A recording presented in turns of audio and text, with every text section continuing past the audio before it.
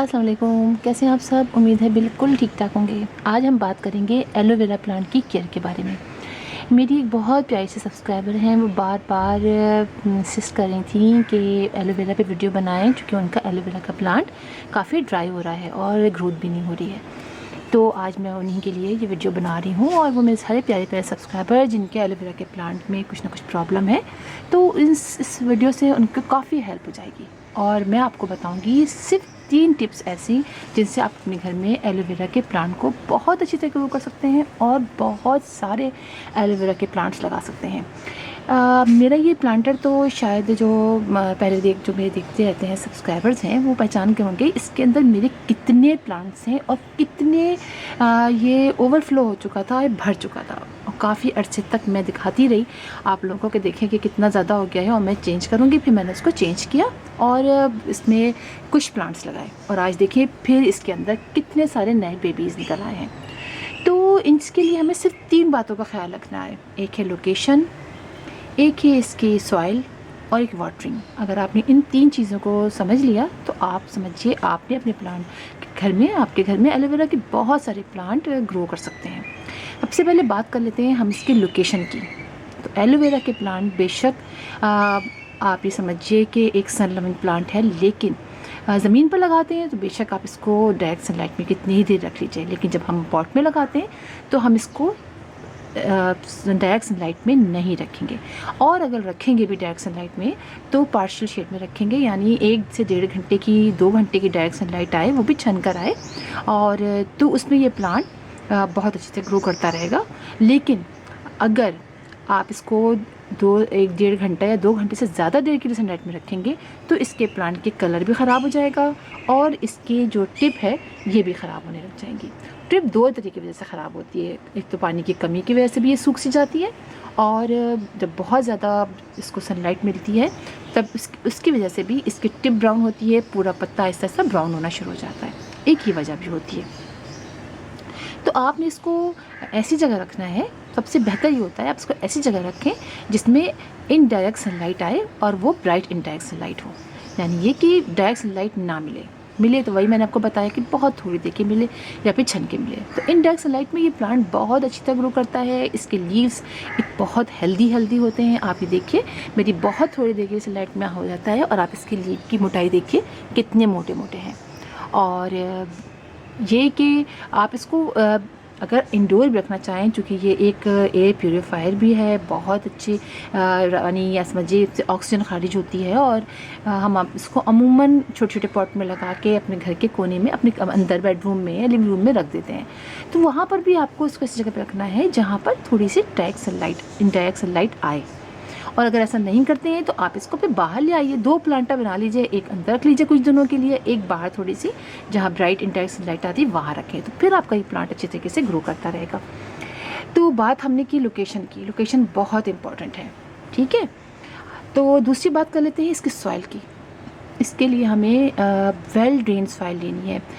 Aloe vera का जो plant है ये एक सैकुलेंट प्लांट है, और सैकुलेंट प्लांट जैसे हम केयर करते हैं वैसे ही इसकी करनी है, क्योंकि इसके अंदर ऑलरेडी बहुत पानी होता है, इसके स्टेम में, इसके लीव्स में, हर जगह पानी होता है। तो इसलिए हमें इसे बहुत कम पानी डालना है। और इसकी सॉइल हमें जिस तरह हम सैकुलेंट की बनाते हैं उसमें, यानी सैंडी सॉइल लीजिए। अगर आप सैंड ले रहे हैं और गोबर की खाद ले रहे हैं, ये दोनों में मिक्स करके बना रहे हैं, यानी आप सैंड लीजिए, 50% आप सैंड ले लीजिए, ठीक है, 25% गोबर की खाद ले लीजिए, 25% जो नॉर्मल सॉइल आपके घर में होती है वो आप ले लीजिए। बेस्ट सॉइल रहेगी इसके लिए आपकी, यानी पानी इसके अंदर होल नहीं रहना है, समझे, पानी होल नहीं रहना है। और पानी जो है वो आप जब भी इसके अंदर डालिए, जब भी डालिए वो अच्छी तरह डालिए। चलिए इसमें आगे बात करेंगे। यानी आपने अभी इसके सॉइल की बात हम कर रहे हैं, पानी सॉइल जो है आपने वेल ड्रेन लेनी है, यानी इसके अंदर सैंड की मकदार ज़्यादा हो, पानी उसके अंदर खड़ा ना रहे। ये सबसे बेहतरीन चीज़ है आपके प्लांट के लिए। तो बस जैसे सैकुलेंट की आप बनाते हैं वैसे ही आप इसकी भी सॉइल बनाएंगे, ठीक है। इसके बाद हम बात करते हैं वाटरिंग की। तो वाटरिंग इस प्लांट में 3rd नंबर पर बहुत इंपॉर्टेंट चीज़ है। और जैसे कि मैं आपको बताती हूँ कि कोई भी प्लांट कम पानी डालने से मतलब ख़राब नहीं होता, जबकि ज़्यादा पानी डालने से प्लांट ज़्यादा ख़राब होते हैं। बहुत ही कम प्लांट ऐसे होते हैं जो पानी आपने कम दिया और वो ख़राब हो गए, वरना अमूमन अगर वो थोड़े लीव ख़राब भी जाते हैं तो उसके स्टेम में से दोबारा से ब्रांचेस निकल आती हैं। लेकिन एलोवेरा के प्लांट के अंदर आपने पानी बहुत देख के डालना है। एलोवेरा का प्लांट कितने ही महीने पानी के बगैर भी रहेगा, तब भी हल्का सा पानी कभी मिला कभी नहीं मिला तब भी ये कई महीने ज़िंदा रह सकता है। लेकिन पानी ज़्यादा डलने के बाद ये एक हफ्ता भी ज़िंदा नहीं रह सकता, बल्कि मैं कहती हूँ चंद दिन के 2-3 दिन के अंदर ये प्लांट ख़राब होना शुरू हो जाता है। लिहाजा आप पानी बहुत देख के डालेंगे। ऐसे आजकल गर्मियाँ हैं, ठीक है, आजकल गर्मियाँ हैं तो आप अपने सॉइल को चेक कर लीजिए। आपने आज पानी डाला, इतना पानी डाला कि नीचे से ड्रेन आउट होना चाहिए, ठीक है, इतना पानी डालें। इसलिए कि पानी एक दफ़ा डाल लिया, अब आपने पानी नहीं डालना है। 4-5 दिन तक पानी नहीं डालें, क्योंकि हमने इसको डायरेक्ट सनलाइट में रखा भी नहीं है, हमने इनडायरेक्ट ब्राइट सनलाइट में रखा हुआ है या पार्शियल शेड में रखा हुआ है। तो आपने फिर चेक करना है, आप देखेंगे कि भाई ये पानी है, और फिंगर से चेक कर लीजिए मिट्टी को, आपको लगे कि हाँ ये अच्छा खासा ड्राई हो गया है, तो 4-5 दिन बाद आप पानी डालें। कोई ज़रूरत नहीं पानी डालने की, थोड़ी सी टिप ही ब्राउन होगी ना, कोई फ़र्क नहीं पड़ेगा। लेकिन ये कि जब पानी कम डलता है और ज़्यादा नहीं डलता तो उसके बेबीज़ भी ज़्यादा निकलते हैं। आप ही देखिए कि मेरे प्लांट में बहुत कम पानी डलता है, मैं यहाँ से पानी डालती चली जाती हूँ, उसको छोड़ देती हूँ और फिर देखती हूँ काफ़ी दिन हो गए, चलिए थोड़ा सा पानी डाल देती हूँ, फिर पानी डाल देती हूँ, पानी से ड्रेन आउट हो जाता है, फिर 4-5 दिन 6 दिन पानी नहीं डालती हूँ। सर्दी में तो बहुत ही कम पानी डाला मैंने और आप देखिए कितने सारे इसके बेबीज़ निकलते हैं। तो ये बहुत इंपॉर्टेंट है। और जब प्लांट की ग्रोथ अच्छी होती है तो बेबीज़ खुद ही निकलते हैं। इसको लीव से भी हम मल्टीप्लाई करते हैं, हम इसको बेबीज से लीव्स हम लगाते हैं ना, सब ये लीव यहाँ से हमने लिया और उसको लगाया तो लीव से बेशक प्लांट निकल आता है, लेकिन इसका प्रोसेस बहुत लंबा होता है। इससे अच्छा ये है कि बेबीज़ निकलते रहे, आप उसको लगाते रहिए। तो ये बात मैंने आपको बतानी थी और इस पर मेरी वीडियो मौजूद है, एलोवेरा पे 2-3 वीडियोज़ हैं, आप लोग चाहें तो सर्च कर सकते हैं, उसमें और भी आपको कुछ और मज़ीद मालूमात भी मिल जाएगी। तो बस मुझे उनको ये बताना था और आप सब लोगों को जिन्होंने बहुत ज़्यादा पूछा था मुझसे कि एलोवेरा के प्लांट के बारे में। फर्टिलाइज़र की इसको कोई ज़्यादा ज़रूरत नहीं होती है, आप महीने में 1 दफ़ा लिक्विड फर्टिलाइज़र डालते हैं और साल में 2 दफ़ा आप इसके अंदर ड्राई काऊ डंग डाल दीजिए। कोई फर्टिलाइज़र और नहीं कि आलू के छिलके के, प्याज के छिलके, तो पता नहीं क्या क्या, मैं नेट पर सर्च करती हूँ, पता नहीं क्या क्या लोग दिखाते हैं कि वो डलता है, कुछ भी नहीं। बहुत ईजी टू ग्रो प्लांट है, बहुत हार्डी प्लांट है और बहुत आसानी से।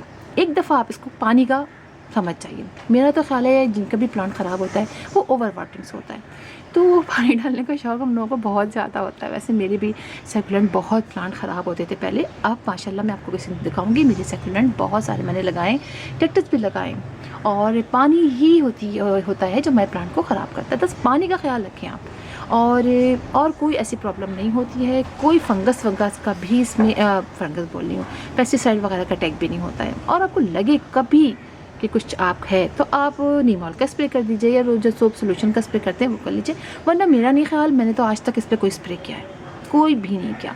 बस पानी और सॉइल और सनलाइट का ख्याल रखें और आपके घर में बहुत सारे एलोवेरा के प्लांट, मैं आपको एक और दिखाती हूँ, चलिए मैं आपको एक और जगह दिखाती हूँ जहाँ मैंने एलोवेरा के प्लांट लगाया हुआ है।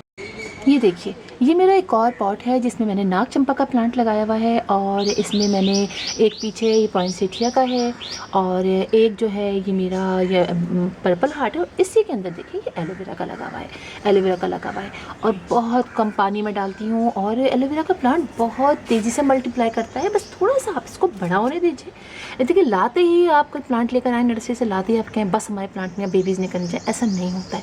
प्लांट जब अपनी ग्रोथ कर लेता है और फिर उसके अंदर से बेबीज़ निकलते हैं। अब आप पीछे की तरफ इसको देखिए, ये देखिए, ये देखिए, देख रहे हैं आप, इसके पप्स निकलने शुरू हो गए। ये देखिए ये निकल आया है, एक वो निकल आया है और इसको बहुत इजीली निकालिए और लगा लीजिए, मल्टीप्लाई कर लीजिए।